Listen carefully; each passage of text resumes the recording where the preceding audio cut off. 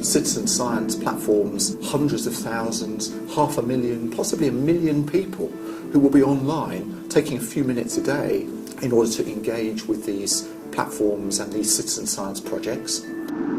Very wide range of applications, from understanding astronomical data right the way through to amateur meteorologists who have a met station in their garden. So all these people are giving up their time and their effort for free to try and help a scientific project, and we really have a duty to make sure that we use all that information in the best way.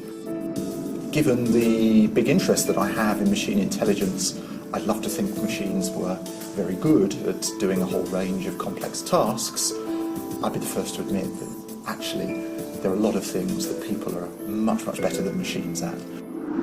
Computers running the same program aren't always going to produce almost identical answers, and yet the huge range of opinions, approaches and ideas that human beings have got when they approach difficult problems enables us to combine and tease out what we believe will be the ground truth in a much more accurate way.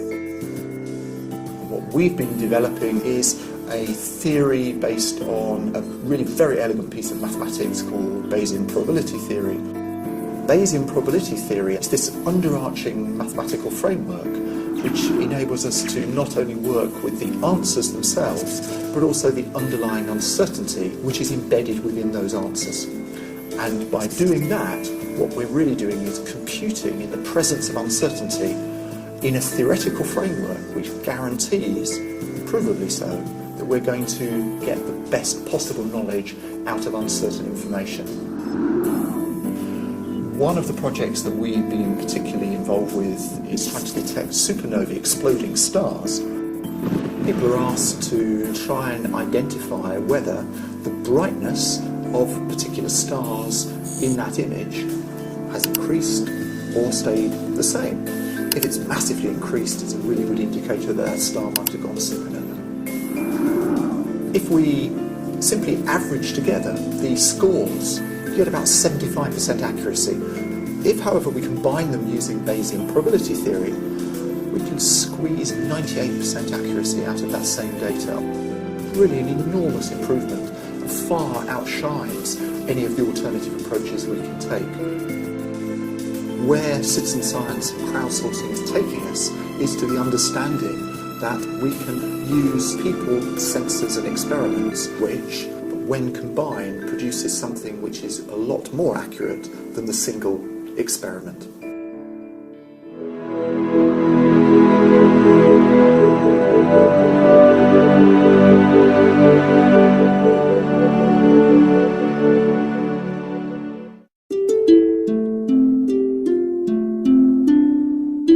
I actually started training as a psychologist and then found economics as a fairly straightforward discipline that one could reason in. Most econometric models are derived from a reasonably abstract economic theory, and then that's fitted to the data. And that's the conventional approach in our discipline, even to this day. But that was rather limited, that all sorts of things happen in the data that aren't in the theory. The most obvious example are wars. World War I, World War II, for example, are huge impacts on the economy, but they're not in economic theories, which are all about peacetime. And that leads you to realise you have to take account of the impact of all the variables that are affecting agents' decisions. Things like the recent financial crisis is in everyone's mind, but in fact there are oil crises, there have been major changes of regime, the way the bank runs, the way exchange rates are determined. So in 1968 it occurred to me we needed to write software that can tackle all the problems that confront an empirical practitioner simultaneously, where we handle perhaps 1,000 effects, dealing with all the difficult problems that we think are out there in the economy. And we have about 2,500 non-academic users around the world now. Well, one of the first targets that we had were the world's central banks.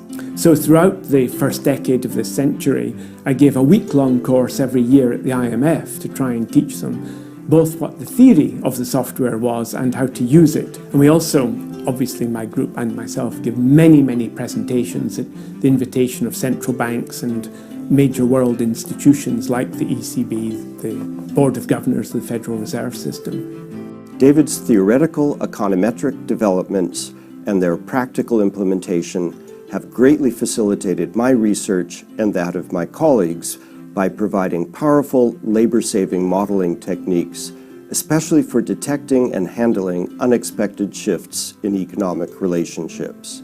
These techniques have also been key to assessing economic forecasts of government debt, of economic growth, of unemployment, and they offer approaches for improving such forecasts.